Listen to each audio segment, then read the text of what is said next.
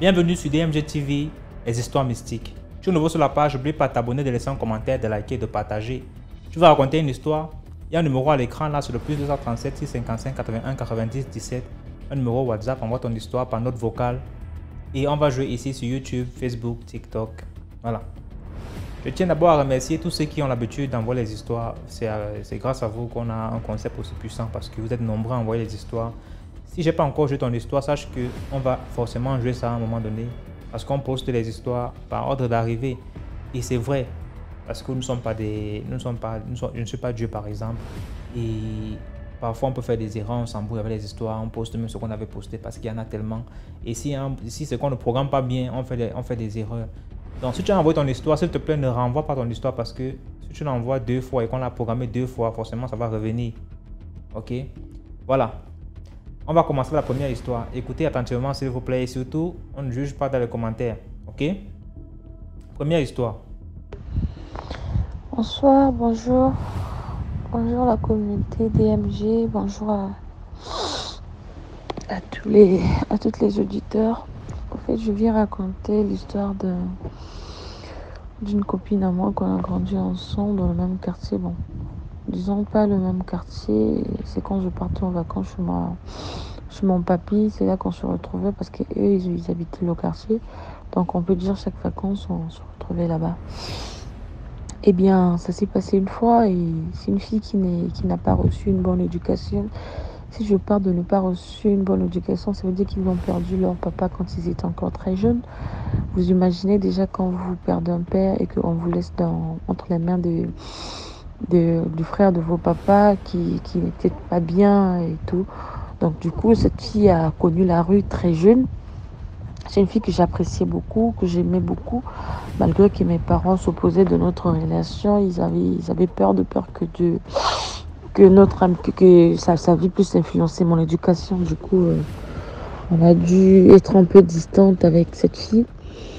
Mais une fois, elle m'a raconté, elle était dans ses vapes. Bon, les vapes, c'est trop dit. C'est une fille qui faisait, comme on le dit toujours ici à Brazzaville, au Congo plutôt, précisément au Brazza, que la prostitution. Donc du coup, la fille, elle était là. Elle sortait le soir pour chercher des mecs et puis pour le plaisir en échange de l'argent. Elle est partie une fois, ils étaient en boîte. Comme d'hab, il y avait à boire, le mouvement, les gardiens qui rentraient. Et une fois, il y a un monsieur qui le prend, c'était un Ouest africain. Excusez-moi, je n'accuse pas tous ces gens. Je sais juste que il y a des gens bien. Un Ouest africain qui l'appelle, il dit écoute, moi j'ai besoin de toi. Qu'est-ce qu'ils t'ont dit? Elle, comme elle est là pour vendre le piment, comme on lui dit au Cameroun. Et ils sont partis. Arrivés à l'hôtel, le monsieur lui dit ils se sont entendus pour le montant. C'est un détail que j'ai oublié. Arrivé à l'hôtel, le monsieur lui fait comprendre écoute, moi j'ai beaucoup à faire, on fait vite et puis je pars. Après l'acte, ma copine se sentait maintenant mal. C'est comme s'il y avait quelque chose qui quittait de ses pieds jusqu'à venir entre ses jambes. Elle ne comprenait pas. Et c'est là que le monsieur, dès qu'il a fini de faire...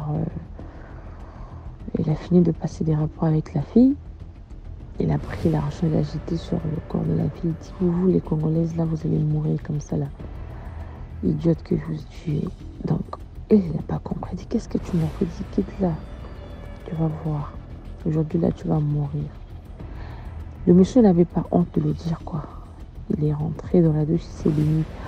Tout le moment où le monsieur était dans la douche, la fille n'arrivait pas à bouger. La fille était carrément tétanisée sur le lit. C'est comme s'il y avait de la paralysie dans tout le corps. Mais elle sentait un truc, tu vois, comme la verre de terre en train de marcher sur ton corps. Tu sens qu'il y a quelque chose qui est en train de venir petit à petit.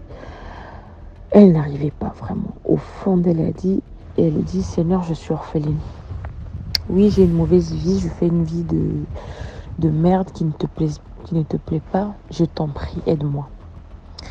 Le gars, il a fini de se baigner, il s'est habillé, il est parti. Il a laissé la fille dans la chambre. Quand la fille fait cette prière, elle a dit qu'elle n'a pas compris. Il y avait une force qui est arrivée auprès de ses mains. Il fallait qu'elle récupère son sac. Elle appelle ses copines et dit, écoute, venez dans tel endroit. Je suis dans la chambre tant. Venez me trouver, je suis en train de mourir. Ses copines sont arrivées en moins de 30 minutes parce que l'hôtel n'était pas loin de la boîte de nuit où ses copines étaient. Ils ont pris, elle a dit, non, mais je ne veux pas que vous me rameniez ni à l'hôpital ni à la maison. Je sais que je veux mourir, mais je veux que vous me rameniez Merci à l'église. beaucoup pour l'histoire. Prenez cet Maintenant, on argent, passe à ne la les dépensez deuxième histoire. pas. Si vous avez quelque chose, payez le taxi. Je veux que vous m'emmeniez à l'église. Je vais préciser que la boîte de nuit se trouvait, comme on le dit chez nous ici au Congo, il y a un quartier qu'on appelle Mongali. Et l'église aussi, là où priait ma copine, bon pas priait, sa maman, là où priait sa maman, c'était juste à Mongali. Donc la fille les a orientés. Il était obligé d'aller appeler les gars qui étaient à l'extérieur. Ils ont su doyer quelque chose. Donc écoutez, tenez ça, je veux que ça soit un peu discrète, qu'on soit un peu discrète. Je veux pas que les gens sachent qu'il y a une fille qui se sente mal ici. DMG, ils ont pris ma copine, ils ont soulevé ma copine jusqu'à aller dans le taxi, elle est arrivée à l'église. Heureusement, le pasteur était en permanence. Ils avaient aussi prière. Donc, ils sont arrivés là-bas à 2 h du matin. Arrivés, ils ont pris la fille. La fille dit, laissez-moi là, je veux mourir à l'église. Ils ont rangé la fille. Le pasteur, là où l'église était, ils ont compris qu'il y avait quelque chose qui était sérieux. Ils sont approchés de la fille, ils ont demandé l'explication. Ses amis n'ont pas pu donner une explication parce qu'ils n'étaient pas là sur place. Mais la fille parlait quand même. Elle dit, elle explique l'acte qui s'est passé avec le monsieur. Le pasteur lui dit, non, tu ne vas pas mourir parce que Dieu t'aime bien. Ils ont prié de 2 h à 5 h du matin. C'est là que ma copine a dû retrouver ses sens. Et elle prend cet argent que le monsieur lui avait donné, elle met ça comme offrande. Elle dit, Seigneur, je ne veux plus répondre, mais je te donne ça comme offrande parce que toute prière doit être scellée. Et du coup, elle est rentrée chez elle, elle commençait maintenant à prier. Tu sais, la morale de l'histoire, c'est quoi? C'est la vie n'est pas simple. La vie a ses principes. Aujourd'hui, nous prions Dieu, oui. Dieu a établi ses commandements. Et nous également, la vie également que nous vivons a ses principes. Donc, si nous respectons les principes de la vie, rien de mal ne peut nous arriver. Tu peux beau bien prier, mais quand tu ne respectes pas les principes de la vie, tu fais des choses à travers, ça va pas t'aider. Tu vas te retrouver dans un pétrin dans lequel tu diras que Dieu ne t'aime pas. Au contraire, Dieu ne peut que te laisser à l'épreuve. Pourquoi? Parce qu'il y a beaucoup de ces choses qui nous arrivent, que Dieu nous épargne, que nous ne pouvons pas voir. Donc du coup, la prostitution n'est pas comment on appelle ça, une solution, soit parce qu'on est abandonné, on est abandonné par les parents, qu'on est obligé d'aller se vendre le corps pour de l'argent. Non, parce que beaucoup, je dis bien beaucoup de filles qui sont dehors, qui connaissent beaucoup de réalités et que eux peuvent nous édifier. Donc du coup, je ne peux jamais permettre ou conseiller à une personne de se donner à la prostitution. Merci encore à DMG, que le Seigneur nous protège, longue vie à nous et que le Dieu que nous prions nous fasse du bien. Merci beaucoup, au revoir. Voilà, merci beaucoup pour l'histoire. On passe maintenant à la deuxième histoire. Écoutez attentivement, s'il vous plaît. Bonjour DMG TV, bonjour la communauté. Et vraiment, on te remercie pour ton concept. Vraiment, ça réveille les esprits. Depuis que je suis tes émissions, je suis les histoires mystiques. Ça a vraiment réveillé beaucoup de choses en moi et j'ai eu à faire intégrer beaucoup dans le groupe sur Facebook, sur TikTok, sur WhatsApp. Et s'il vous plaît, commentez, likez, partagez un maximum. Parce qu'il y en a, en faisant ça, en likant, en partageant, vous pouvez sauver une vie, des vies. Parce qu'il y a quelqu'un avec un esprit non averti qui serait sur le point de commettre quelque chose. Merci beaucoup pour l'histoire. Là, on va passer à la troisième histoire. Et puis, bam, il se retrouve sur DMG TV. Tu as déjà partagé et elle tombe sur ça. Et ça marche avec ce que la personne était prête à faire. Tu vois, son esprit se réveille. Donc, partagez, likez s'il vous plaît. Aujourd'hui, je vais raconter mon propre histoire que j'ai vécue quand j'étais dans un village où on a affecté mon beau-père. Ça, c'est le premier histoire du village. J'en ai plein des histoires. Ça, c'est le premier. Alors, il était un temps, je marchais dans le village, dans les couloirs, dans le quartier, il y en a des couloirs. Il y avait un monsieur qui était devant moi. Il était en train de fumer une cigarette. Alors, tout d'un coup, c'était un couloir, je ne pouvais pas passer, je ne pouvais pas le bousculer. Je ne pouvais pas dire brutalement, monsieur, je veux passer et tout ça. Il fumait de la cigarette et ça m'intoxiquait, ça me rendait mal à l'aise. Alors, au bout du couloir, dès que j'ai vu il y avait un petit espace, je lui ai dévancé pour passer. Une fois que je passe devant le chemin, il y avait, comment dirais-je, les petites calebasses qu'ils ont cassées. Et ils ont cassé, ils avaient mis une montre. Il y avait une montre, des aiguilles avec les pièces de 25 francs. Alors, une fois que j'ai eu à dévancer le monsieur, et puis je ramasse la montre. Je voulais mettre sur le poignet. Et puis le monsieur me stoppe, m'arrête la main. Le monsieur m'arrête la main. Il me dit dépose. Et puis je commence, vous savez, les enfants, je commence à me débattre avec lui pour faire en sorte que ma main se relâche de son emprise. Et puis il y avait une grand-mère, il y avait une grand-mère qui nous a vus de loin. Elle observait la scène. Et puis elle a dit au monsieur, vous savez, il y en a des messieurs qui font du mal aux enfants. Et puis elle interpella le monsieur, s'il vous plaît, laissez l'enfant, qu'est-ce qu'il y a? Et puis il a commencé à dire ce qui s'est passé. Voilà, cet enfant a ramassé ceci. Voilà. Elle a dit que, mais vous avez bien fait. Vous venez de sauver la vie de cet enfant. Parce que moi, j'étais prête à mettre la montre. J'étais prête à mettre cette montre parce que ça m'avait... J'aimais les montres. Elle a dit, elle était prête à venir brûler ça. Parce qu'elle cherchait des combustibles pour venir brûler ça. Et subitement, voilà ce qui s'est passé. Donc, ce monsieur, elle a dit que ce monsieur m'avait sauvé la vie. Parce que elle avait expliqué. Donc, si j'avais eu à mettre cette montre de mon poignet, directement, il y avait une maladie incurable chez une autre personne qu'ils ont eu à travailler pour canaliser ça dans les pièces, dans les aiguilles et la montre. Donc, si c'est que l'aiguille ne te pique pas, les pieds, comme ça, vous savez, les enfants qui marchent pieds nus, sûrement tu vas ramasser l'argent. Si tu ramasses les 25 francs et que tu achètes quelque chose avec, directement, la maladie de la personne se transmet chez toi. Et une fois que la maladie, elle a expliqué, une fois que la maladie se transmet chez toi, il n'y aura aucun moyen d'enlever cette maladie parce que c'est comme ça que ça se fait. Une fois qu'on transmet chez une autre personne, ça reste avec la personne jusqu'au dernier jour de ce dernier. Donc c'est ce qu'elle a expliqué. Elle a dit soit l'argent, soit l'aiguille ou la montre. Donc c'est un peu ça mon histoire. Donc c'est comme ça.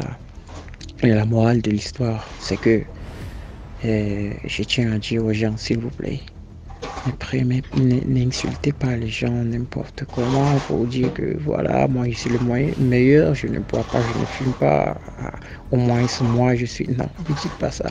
Parce que regardez ce qui s'est passé avec ce monsieur. J'ai haï ce monsieur. S'il n'avait pas été là, c'était Dieu qui lui avait mis sur mon chemin. S'il n'avait pas été là, je ne savais pas si je serais là aujourd'hui. Donc, ce qu'on doit savoir, ce qu'on doit retenir, c'est que les personnes qu'on pense être les plus susceptibles de nous blesser sont souvent ceux-là qui nous sauvent la vie. Donc, c'est ce qu'on doit retenir. Merci beaucoup et likez, partagez, commentez. Voilà, merci pour l'histoire. On passe maintenant à la troisième histoire. Bonjour DMG, bonjour à la communauté DMG. J'ai une petite histoire à te raconter DMG. C'est l'histoire de mon propre père. Mon père nous a raconté l'histoire quand il était jeune. Quand il était jeune, il a fait raconter des choses. Une jeune fille. Mon père disait que le jour-là, on a fait chose, un bal chez eux. Et puis, ils sont allés. Mon père a rencontré une fille très belle. Mon père disait la fille là, elle est très très très belle. Mon père a approché. Mon père a approché d'elle. Mon père l'a dragué. Et puis, la fille a accepté les jours-là. La fille a accepté les jours-là même. La fille l'a suivi jusqu'à la maison. Mon père disait, arrivé à la maison, vous avez les anciennes choses, lampes, les anciennes lampes. On met les caressons ou bien on dit pétrolier, on met et puis on allume. Mon père disait, à l'époque là, c'était ça. Arrivé à la maison, il a déjà allumé ça, mais il a baissé ça un peu. Quand ils ont rentré dans la chambre, mon père a fait monter ça un peu. Et en même temps, la fille a pris ses mains. La fille a ses mains fermées sur son face, quoi. Et sur sa face. Donc non, il a trop fait monter les choses. Le flamme, il n'a qu'à baisser un peu. Mon père a dit, oh non, c'est pourtant qu'à rester dans l'obscurité comme ça. Et puis, la fille disait, non, moi je ne fais pas trop de choses. Et mon père a baissé un peu la chose, la flamme. Et puis, mon père a fait semblant de chercher quelque chose. Elle a dit, non, je cherche quelque chose, je vais faire monter un peu la lumière et puis regarder, trouver ce que je cherche. Et la fille a dit, pas de problème. Mon père a fait, mon père a monté un peu la flamme là. Et puis, Penny a commencé à chercher, comme il a fait semblant de chercher quelque chose. Il a vu que les ongles de la fille là est trop long, ses pieds et puis, chose, ses mains c'est trop long et puis il a mis vernis rouge. C'est là-bas, mon père a su en même temps que non, la fille là ce n'est pas une humaine. La fille là ce n'est pas une humaine. Et à l'époque là, mon père, chose, fumait Merci beaucoup pour la l'histoire. cigarette. On passe à la quatrième histoire. Mon père a fait en même temps allumer la cigarette. Mon père a commencé à fumer. La fille a dit non, tu fumes la cigarette. Tu fumes la cigarette. Mon père a dit oui, moi je fume la cigarette. Non, moi je ne vais pas les gars qui fument la cigarette. Moi je ne vais pas les gars là. Mon père a dit non, moi je ne sais pas que toi aussi tu ne veux pas l'odeur des cigarettes. Non, il faut être ça. Mon père a dit non, je vais faire en même temps. Je vais terminer ce que j'ai déjà commencé par. Je vais terminer. Non, si tu veux fumer la cigarette, moi je vais quitter. Mon père a dit non, pas de problème, tu veux quitter, non. Allez, je vais t'accompagner. Elle a dit mon père que non. Tu vas m'accompagner avec ta cigarette là. Non, il faut rester dans la chambre, moi je vais partir. Et mon père disait qu'elle a sorti. Elle a sauté en même temps. Et elle a parti. Quand elle a parti, quand mon père a retourné dans la chambre, lui ne sait pas qu'est-ce qu'il arrive. Ça lui fait comme des vertiges. Vertige après vertige. C'est comme il a froid, tout, il ne comprend pas. Et il est sorti en même temps, commis chose son vieux, notre grand-père.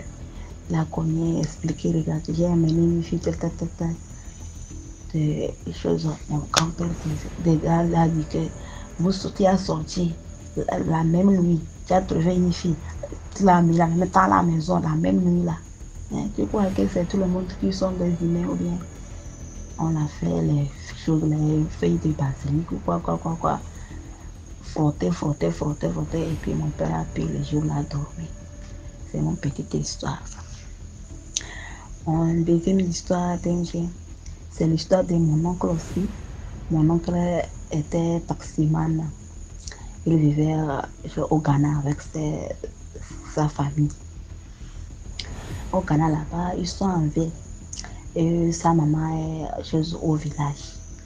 Au moment des vacances, les enfants ont décidé d'aller chez leur grand-mère.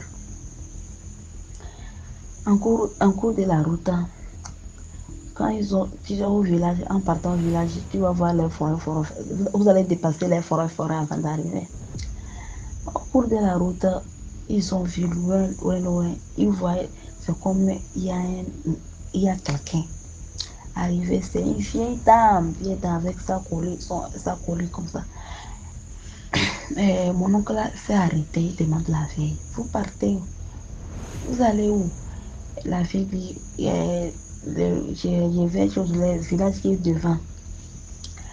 Mon oncle disait, si tu voyais la vieille là, mon oncle a ouvert la porte de la voiture et puis la vieille là est rentrée. Quand elle est rentrée, mon oncle disait, il est rentré, resté avec les enfants derrière. La manière dont la vieille là est, ça tu sais, si il y a comment dire, si quelque chose veut passer ou bien quelque chose qui est mauvais, tu sens les trucs bizarres sur toi, quoi. Mon oncle a commencé à sentir. Mon oncle aussi, il fume la cigarette. Mon oncle a allumé la cigarette. Quand il a allumé la cigarette en même temps, la vieille a commencé à... Non, moi, lui ne veut pas l'odeur de cigarette. Lui ne veut pas l'odeur de cigarette. Mon oncle a dit, non, moi je fume cigarette. Tu es rentré, c'est ma voiture. Si l'odeur de cigarette ne te plaît pas, tu peux descendre. La vieille de Noé, lui veut descendre. Mon oncle a ouvert la porte. La vieille est descendue dans la voiture. Ils ont continué. C'est mon petite histoire, ça. Une troisième histoire, c'est l'histoire de ma soeur, le copain de ma soeur. Bon, le copain de ma soeur, il est mal, mais il a apprenti. À ce moment-là, il a apprenti. Un jour,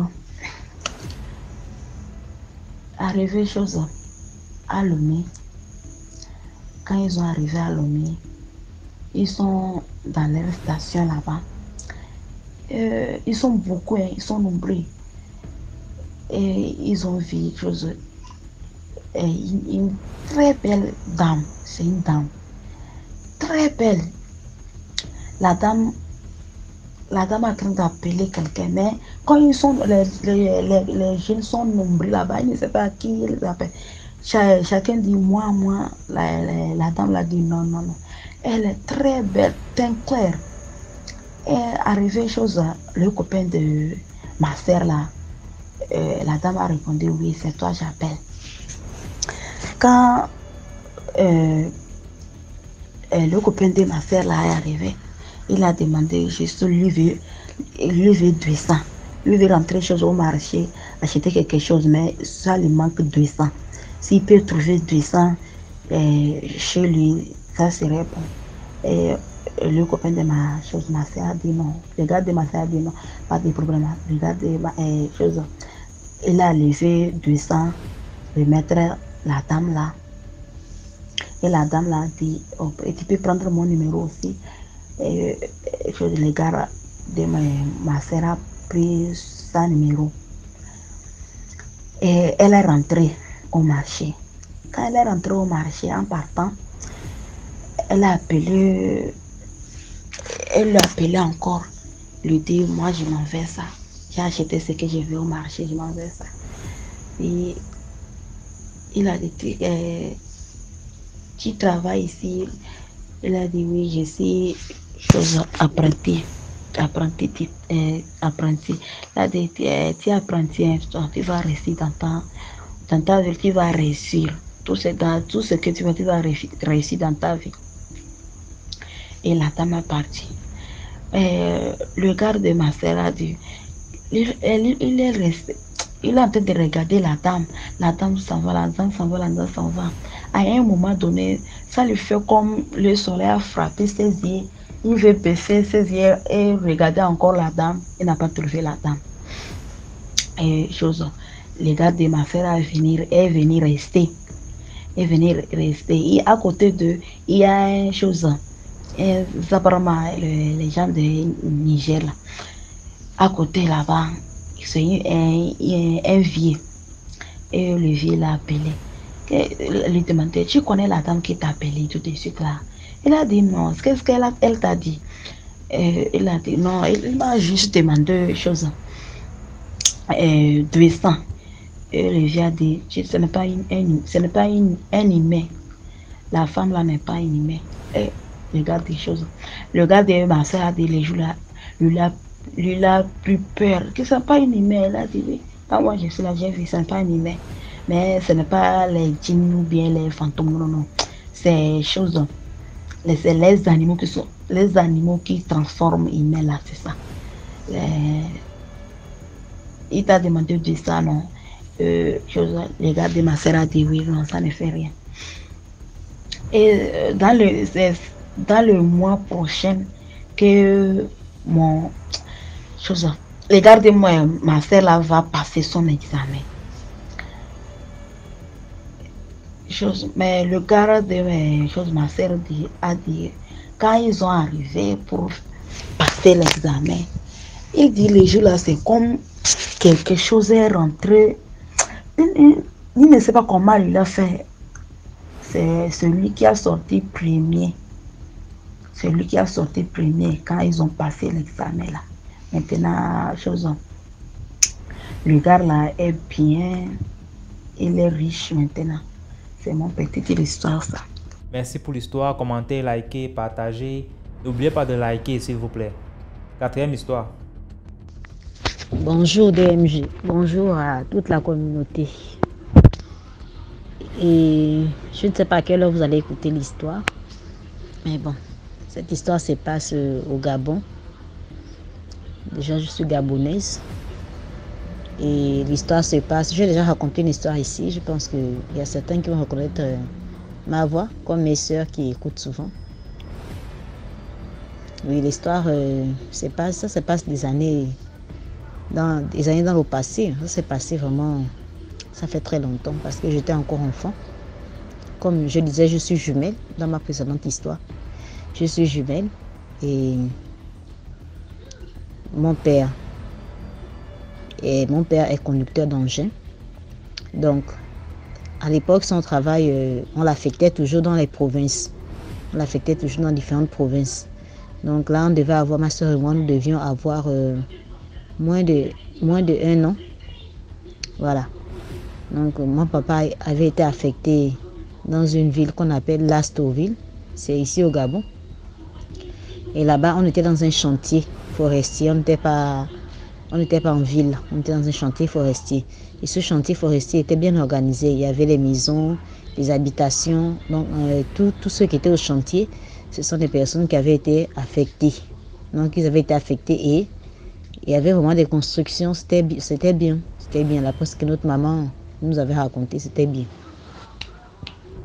C'était bien. Donc, on était là avec nos parents. Tout s'est passé bien. Tout s'est passé très bien dans ce chantier. Mais après, un jour, ma mère, elle avait décidé d'aller à la rivière, aller laver le linge à la rivière. Donc quand elle part à la rivière, on était avec l'un de nos grands frères, donc notre cousin. Et elle a dit à notre cousin que bon, tes petites soeurs sont en train de dormir, il faut jeter un coup d'œil là-bas, à la chambre. Et elle est partie laver le linge à la rivière. Mais notre maison, il y avait deux portes, une porte centrale et une porte derrière la maison. Et la porte centrale, mon cousin, il était à la porte centrale, mais la porte qui était derrière la maison, il n'y était pas. Donc là-bas, c'était ouvert. Voilà. Alors voilà, un voisin arrive et il rentre dans la maison. Il constate que nous sommes en train de dormir, ma soeur et moi, nous sommes sur le lit, on dort. Il ressort, il part prendre un bidon d'essence. Il amène le bidon. Il renverse autour du lit. Là où on dormait, autour du lit, il renverse le bidon, il renverse l'essence. Il renverse l'essence. Après ça, il prend la boîte d'allumettes, il allume la tige, il balance, ça s'éteint. Il allume la tige, il balance, ça s'éteint. Il réallume, il balance, ça s'éteint. Jusqu'à ce que toute la boîte d'allumettes, toutes les tiges étaient finies dans la boîte d'allumettes. Et quand il est ressorti, pendant ce temps, on dormait toujours. Quand il a décidé de ressortir, et il a décidé de ressortir. En sortant, il avait le bidon d'essence et la boîte d'allumettes vide à la main. La boîte d'allumettes vide à la main. Et quand il ressort, il fait croisement avec notre maman. La maman qui dit, oh, mes voisins, tu fais quoi ici chez moi? Oh non, il commence à mentir. Non, j'étais là, j'entendais les animaux qui font souvent souhait. Vraiment, mes oreilles, ça me dérange. Et c'était ici, là, dans ta maison. Donc, je suis venue vérifier, chercher à voir si je pouvais même les tuer. Ma mère dit, ah, mais ce genre d'animaux, on ne les voit pas. Mais souvent des insectes qui font du bruit et nous sommes dans un chantier. Donc, il y a ça partout parce que nous sommes entourés de la forêt. Et là, il commence à trembler. C'est là où ma mère rentre d'abord. Elle a le réflexe de rentrer d'abord dans la chambre. Elle voit avec le bidon d'essence. Mais le bidon que tu as à la main, c'est quoi? Non, c'est le bidon d'eau que j'avais. Donc, je suis rentrée avec ça. Là, je ressors. Ma mère, quand elle part dans la chambre, elle constate que la chambre sent que l'essence. Elle allume ce qui est à terre. Elle regarde les tiges d'allumettes, toutes les tiges éteintes qui sont au sol. Elle commence à crier. Venez, oh, venez. Elle commence à crier le voisinage. C'est là où mon grand frère qui était à la porte avant rentre. Et il voit que ma mère crie et il regarde aussi, constate seulement ce qui est dans la chambre, l'essence et les tiges d'allumettes qui sont au sol. Ma mère commence à crier, elle crie. Tous les voisins, le voisinage arrive. C'est comment? Elle dit non, ce monsieur a failli tuer mes enfants. J'ai laissé mes jumelles dormir à la chambre. Il est venu, il est rentré avec un bidon d'essence, il a renversé autour du lit. Les tiges d'allumettes qu'il a allumées, c'est Dieu merci, ça s'est éteint. Maintenant, non. Les voisins ont commencé à le taper dessus. Taper. C'est là où les nouvelles partent chez mon père, qui était au travail aussi. Parce que c'était un chantier forestier, alors il était un peu plus loin parce que il faisait les travaux de la route et tout ça. Quand mon père arrive, mon père commence aussi à battre le voisin, il bat le voisin. Le voisin, il avoue, oh oui, vraiment, je ne sais pas ce qui m'a pris. Je voulais verser l'essence, c'était pour les tuer pour que... Ah bon, les tuer, les enfants de cet âge-là, de moins de 1 an, elles t'ont fait quoi? Il n'a pas voulu dire ce qu'on avait fait ce jour-là. Et quand je sortais avec la boîte d'allumettes et le bidon, c'était quoi? Je partais prendre une autre boîte d'allumettes pour venir allumer parce que l'autre, il y en avait plus de tiges d'allumettes. On l'a encore tapé. C'est là où le patron de mon papa dit, ah, là, si on garde encore ce monsieur ici, là, on risque de le tuer. C'est comme ça que, après mon père dit, non, il n'y a rien, j'ai déjà pardonné, nous sommes voisins. Mes enfants ne sont pas morts, ils n'ont rien eu, ça va. On peut le garder ici, il n'y a pas de problème. Ok, comme le monsieur là, c'était un apprenti, il apprenait le métier de la conduite d'engin. Et c'est mon père qui l'apprenait à conduire. Mon papa dit, il n'y a pas de problème, il peut venir, on va travailler comme d'habitude. Il est parti avec lui. Alors quand ils partent, arrivé sur place là où il travaillait, mon père dit non, la machine ne veut plus avancer. Et je ne sais pas ce qui est coincé là-bas. Va un peu vérifier si ce n'est pas un tronc d'arbre qui est coincé ou un caillou qui est coincé là-bas, va un peu regarder. Il descend de l'engin, il part regarder. Quand il part, je sais pas, les engins appellent là. Je sais pas, je pense qu'on appelle ces engins appellent. Je ne maîtrise pas tout ça. Quand mon père fait ses manœuvres là-bas, l'appel se soulève. Il fait descendre ça. Quand ça descend, c'est sur la mer du Gard, coupée. La mer du Gard est complètement broyée, coupée. Quand il soulève le collègue, il le ramène là-bas. Il dit c'est un accident de travail. Il le remet au patron. Le patron, mais qu'est-ce qui s'est passé, hein? Il dit non, c'est un accident de travail. Vraiment, j'étais avec le collègue. Quelque chose s'est coincé dans l'engin et voilà. On dit ah. Le patron commence à dire que bon, j'avais dit qu'il fallait affecter ce monsieur. Lui-même, il avait dit que le monsieur, lui, il n'y a rien. Donc le monsieur s'est excusé. Et qu'est-ce qui se passe? C'est comme ça là que mon père a dit que vous pensez que je devais oublier. Quelqu'un qui a voulu tuer mes enfants. Et il ne m'a pas dit la raison pour laquelle il a voulu tuer mes enfants. C'est là où mon père a dit que non, j'étais obligé de faire ça.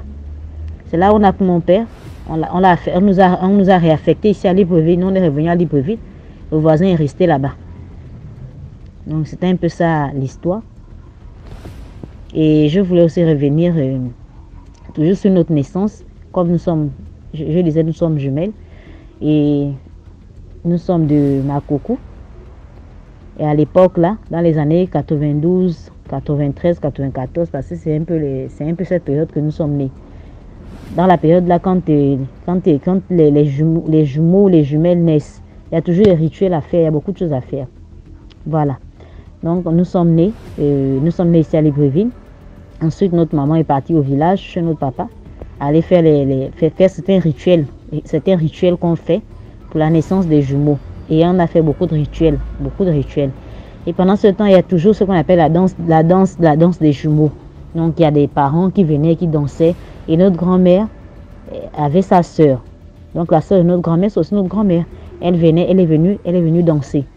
Et quand elle est venue danser, je ne sais pas ce qui s'est passé. Nous, on était encore que des nouveaux-nés de quelques jours. Elle est venue danser. Ma mère dit, c'est ce que notre mère nous racontait. Ma mère dit, la grand-mère est tombée. Elle ne s'est plus relevée. Quand on soulève, on l'appelle, elle ne répond pas. On bouge, on constate qu'elle est seulement morte.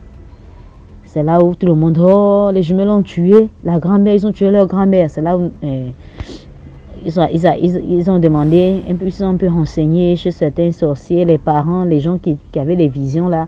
Ils ont dit non, quand elle est venue, elle n'est pas venue avec les yeux simples. Elle est venue avec les yeux pour venir voir la puissance des jumeaux, venir les tenter, venir sortir en vampire ici. Et quand les jumeaux naissent comme ça là, ils sont encore forts, ils ont toute la puissance avec eux et elle n'a pas supporté, donc elle est morte. Tout ce qu'elle a vu là-bas n'a pas pu supporter, elle est morte. On ne va pas dire que c'est les jumelles qui l'ont tuée, non, elle est morte. Donc c'est comme ça que notre grand-mère est morte. Et lorsqu'on partait souvent au village, notre grand-mère, elle nous disait, non, vous avez tué, quand tu es encore petite, elle disait ça dans la blague, oh, vous avez tué ma soeur quand vous êtes née. On ne comprenait pas, on était encore petite.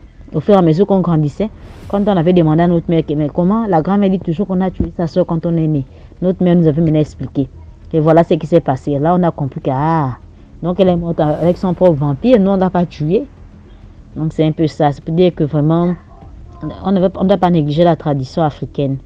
On ne doit pas négliger la tradition africaine parce que ce qui se passe, c'est que on pense que quand les jumeaux naissent là, ils n'ont pas de puissance, ils n'ont rien. Mais non, ils ont souvent la puissance aussi. Ça les accompagne, tout les accompagne. Et quand ils sont petits là, ils sont encore plus forts. Parce qu'avant, lorsqu'on disait non, ton coup va te faire mal après. Quand quelqu'un nous énervait, la personne, ça l'arrivait aussi automatiquement. Il avait mal au cou ou il avait mal quelque part. C'était un peu ça. Mais maintenant là, nous sommes déjà grands. Donc, on ne fait plus tout ça, quoi. Merci encore de m'avoir écouté et merci à DMG vraiment pour ce que tu fais. Merci et je prie toujours que cette plateforme puisse exister. YouTube, Facebook, là où on raconte les histoires. Vraiment que Dieu vous bénisse toujours. Merci. Merci pour l'histoire. Commentez, likez, partagez. Voilà, on passe à la 5e histoire. Bonjour DMG, bonjour à toute la famille. Je vous demande de vous abonner, de partager, de liker la chaîne. DMG, je viens une fois de plus encore raconter mon histoire personnelle. En fait, je me suis rappelé de cette histoire à travers toutes les histoires que j'écoute sur notre communauté DMG TV. Et en fait, quand je grandissais, j'aimais beaucoup jouer avec les garçons. J'aime pas vraiment, même jusqu'alors, quand je suis adulte comme ça, j'ai pas des amies filles, j'ai pas de copines. Je vais me faire l'amitié avec une copine au bout de 3 heures de temps, bien au bout d'une journée, 2 jours. Je vais me lasser en fait. Je vais réfléchir, puis je me dis que non, ça sert à rien, et puis je vais bloquer la personne, je vais supprimer. Donc vraiment, je suis pas vraiment attirée par les amis filles. Je trouve que en fait, c'est pas en moi en fait. Donc quand je grandissais, je jouais beaucoup plus avec les garçons. Et je me rappelle, quand j'étais petite, on avait formé un groupe de théâtre. Le groupe de théâtre qu'on avait formé, le groupe de théâtre en question, il y avait des sorciers et tout, il y avait des danseurs, et il y avait dans ce groupe-là, il y avait également des violeurs. Je vous raconte cette histoire parce que cette histoire, c'est vraiment, c'est ma vie. En fait, j'ai beaucoup compris des choses à travers cette histoire, ou des choses qui me sont arrivées dans ma vie. Et quand on jouait, on jouait dans une maison inachevée en étage. En haut, il y avait les violeurs, et en bas, il y avait des danseurs, et dans la parcelle, il y avait des sorciers. Donc tous on était des enfants. Dans le groupe, il y avait 2 filles. Et pendant que les danseurs dansaient en bas de la maison inachevée, il y avait des sorciers qui arrivaient. En tout cas, les enfants, on était décorés en masse des sorciers, quoi. On était vraiment décorés en masse des sorciers. Et on venait, on dansait. Moi, j'étais dans le groupe également des sorciers. On venait, on dansait, on montait jusqu'en haut de l'étage. On montait et les danseurs aussi étaient derrière nous. Les enfants danseurs étaient derrière nous. Et c'est comme ça qu'on montait, on arrivait en haut. Quand on est arrivé en haut, il y avait le roi. Parmi les sorciers, il y avait le roi sorcier. Et le roi sorcier a dit, notre ami là, il était roi. Il a dit, tous les danseurs descendaient. Les danseurs sont descendus en bas. Allez faire la garde. Maintenant, après il a dit, où sont les violeurs, les bandits, ils sont où? Et ceux qui étaient là en haut, ils ont dit, nous sommes là. Et le roi sorcier a dit, allez, descendez vous aussi, descendez. Pendant qu'ils étaient de descendre, il a demandé à un de rester. Toi, reste. C'était un petit garçon. Il a demandé au petit garçon, reste. Le petit garçon est resté. Et les autres sorciers là ont demandé, descendez. Moi aussi, je devais descendre. Il m'a dit de rester. Et il y avait une autre fille qui était là avec nous. Il a dit, la fille aussi reste. La fille était restée. Les autres sont descendus. Maintenant, en haut, il y avait des lits en forme de... Vous voyez les lits lorsqu'on va mettre au monde dans le bloc d'accouchement. Il y avait des lits comme ça. Des lits comme ça en fait. Il y avait 2 lits comme ça. Il m'a demandé de monter sur ce lit-là. Je suis montée sur le lit. Et il a demandé à l'autre fille de monter sur l'autre lit. L'autre fille aussi est montée sur l'autre lit. Le roi, c'était un petit garçon en fait. Un petit garçon. En ce moment-là, on avait peut-être les 6 ans ou 7 ans. On ne connaissait rien du tout. Le roi, il est monté sur moi. Il commençait à me faire... il commençait à faire les rapports avec moi. Mais dans nos têtes, on se disait c'était les jeux. Mais il avait déboutonné mon habit. Il me touchait les seins. Et il avait remonté ma jupe. Il commençait à me faire les rapports. Mais comme on était des enfants, et son petit... excusez-moi de le dire, son kiki ne rentrait pas dans mon truc en fait. Mais quand même, ça glissait. Je sentais quelque chose qui glissait là, qui glissait, qui glissait. Et également de l'autre côté, sur l'autre lit, et un autre petit sorcier était sur l'autre fille là et faisait la même chose avec la fille. Au bout d'un moment, ils ont dit, rhabillez-vous. On s'est rhabillé, on a porté toutes les feuilles qu'on avait sur nous, les feuilles de sorcier, la déco qu'on avait fait sur nous en fait. On est sorti. On est sorti, on sortait, il nous a dit danser, on est sorti. Après, on a continué de jouer, des années sont passées, et tout. Je suis allée au collège. En fait, cette histoire-là, ça s'est passé quand je grandissais. J'étais dans un autre pays. Je ne vais pas dire le nom de ces pays-là. J'étais dans un autre pays. Maintenant, quand je suis devenue un peu plus adulte, ma mère qui était dans un autre pays est venue me prendre pour m'emmener dans son pays. Quand je suis partie dans le pays où vivait ma mère, c'est là où j'ai commencé mes études. Parce que le pays là où j'étais, je vivais avec mon père qui était vraiment démuni. Je pouvais pas aller à l'école et tout. On n'avait même pas de lieux où dormir. Donc c'était très difficile. Donc la famille de mon père réclamait à ma mère de venir me chercher parce que j'étais la seule fille. Donc quand je suis partie avec ma mère dans son pays, dans le pays de ma mère, j'ai commencé les études, arrivé au collège. Quand je suis arrivée au collège, il y avait un garçon qui me draguait. Le garçon me draguait, mais voilà, moi je t'aime, je sortais avec toi. J'ai commencé à flirter avec le garçon. Mais à chaque fois que le garçon, on a commencé avec le garçon à partir de la 6e jusqu'en 4e, le garçon, quand il essaie, il me dit que non, mais mes amis, leurs copines, ils font des trucs, ils couchent avec leurs copines, mais toi tu refuses. Moi je lui disais que non, moi je suis vierge, je n'ai jamais connu les hommes, je vais connaître les hommes quand je vais me marier.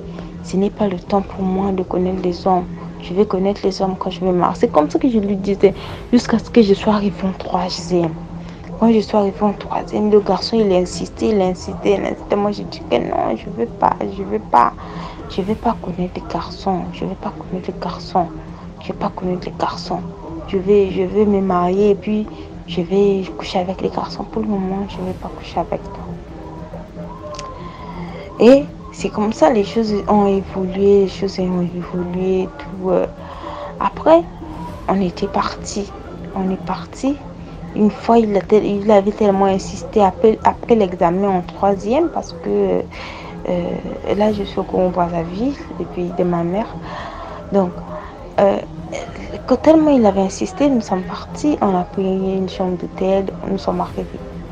Quand nous sommes arrivés dans la chambre d'hôtel et tout, le garçon m'a dit, déshabille-toi, je me suis déshabillée et tout. Il a commencé, au bout d'un moment, j'avais très mal. Il a continué, après je n'avais plus mal et tout. Après, il a arrêté, il est assis, il était genre triste quoi. Moi je lui dis, mais qu'est-ce qui se passe? Et puis il me dit, oh, mais ma chérie, toi tu n'es pas vierge. Tu as déjà couché avec les hommes. Tu n'es pas vierge. Moi je dis, mais comment ça je ne suis pas vierge? Il a dit, mais une fille qui est vierge, quand on couche avec elle, elle le sang, elle ceci. Mais c'est pas ce qui se passe avec toi en fait. Toi, quand je couche avec toi, moi j'ai déjà couché avec beaucoup de filles. Je sais quand une fille a déjà connu les hommes, mais toi tu as déjà connu les hommes et tout. Ça m'avait choquée, je me suis rhabillée, j'ai même fui de la chambre d'hôtel. Je suis rentrée chez moi à la maison, ils me sont enfermés, je pleurais et tout. Après moi-même me demande, mais qu'est-ce qui s'est passé? Je dis à ma mère que non, il n'y a rien. Il n'y a pas de problème et tout. C'est passé. Et depuis ce jour-là, jusqu'à quand j'ai rencontré le papa de ma fille. Je l'ai rencontré au moment où j'avais fugué de chez moi. Parce qu'à partir de ce moment, quand j'avais appris que je n'étais pas vierge, je n'ai jamais compris, mais je n'ai jamais couché avec un autre homme depuis ma naissance. Comment ça se fait que je ne sois pas vierge?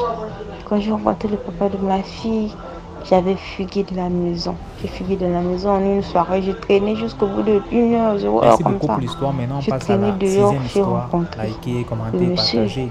C'était déjà un grand, hein. Moi et maman, à ce moment-là, j'avais, je crois, 16 ans. Je l'ai rencontré, il me dit, mais toi, au milieu de la nuit, tu fais quoi? Moi, j'ai dit non. Je suis en train de... Excusez-moi hein, pour la longueur de l'histoire. J'ai dit que non. J'ai fugué ma mère parce que je vais être chez moi, tout ça, tout ça. Je commençais à raconter mes histoires. Le garçon m'a dit, d'accord, je vais pas t'emmener chez moi, mais je t'emmène à l'hôtel. Il m'avait emmené à l'hôtel, on est parti à l'hôtel, on a dormi. Je n'ai jamais ressenti la présence d'un homme qui a couché avec moi la nuit, non. Le matin, quand je me suis réveillée, je me suis retrouvée nue.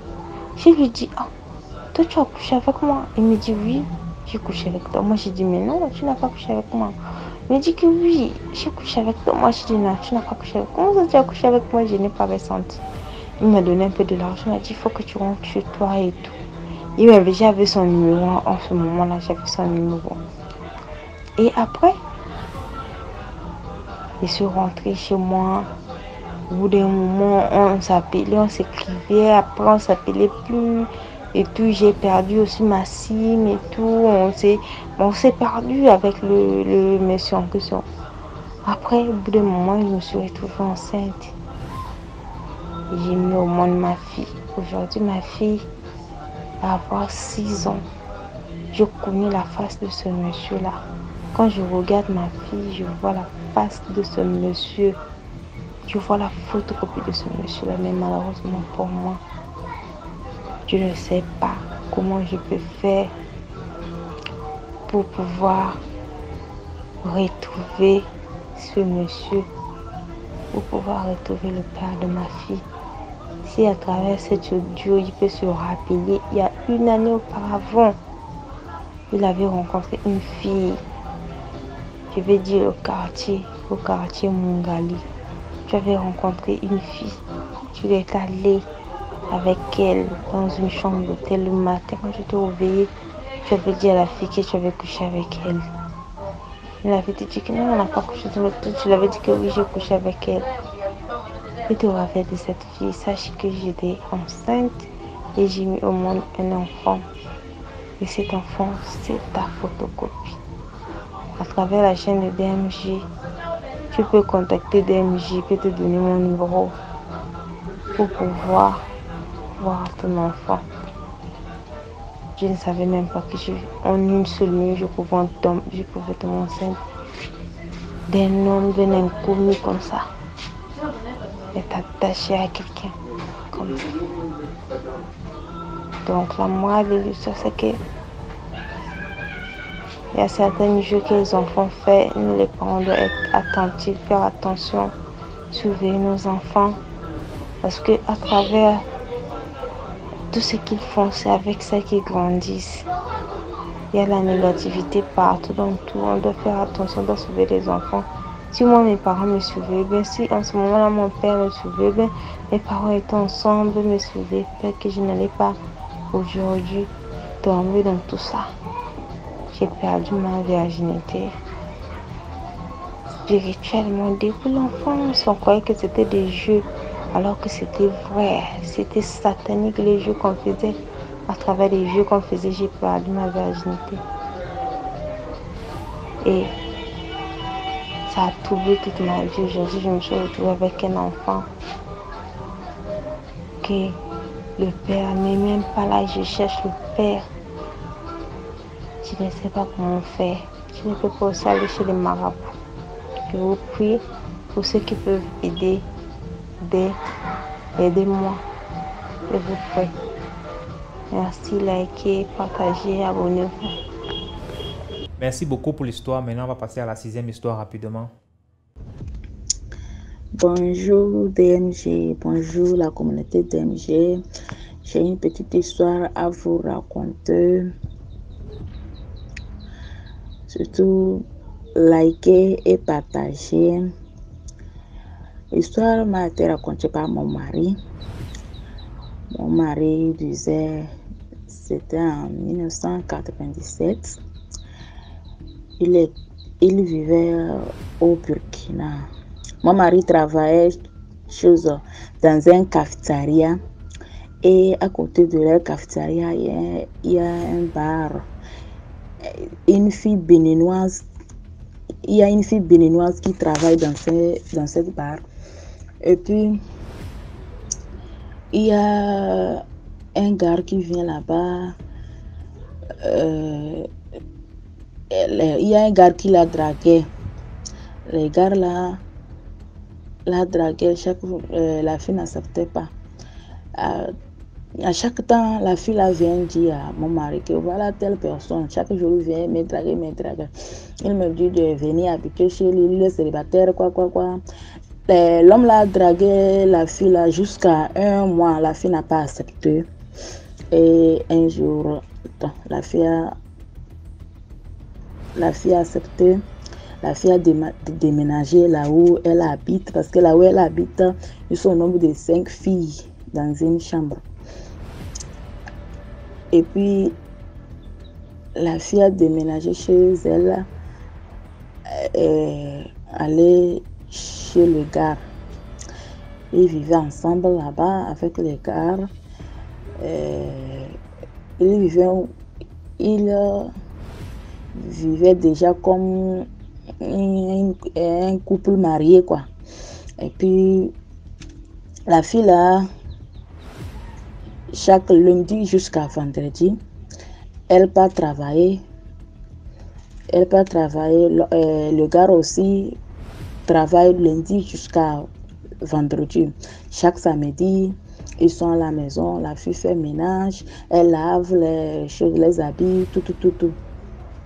Et puis, la fille a fait 1 mois chez les gars. Et puis, un jour, les gars lui demandaient. Mon mari me disait c'était lundi comme ça. Et puis, le gars lui demandait, toi là, je n'ai jamais... chérie, la fille dit oui. Il dit, je n'ai jamais entendu parler notre langue. Il dit, votre langue, leur langue est chose. Moi aussi.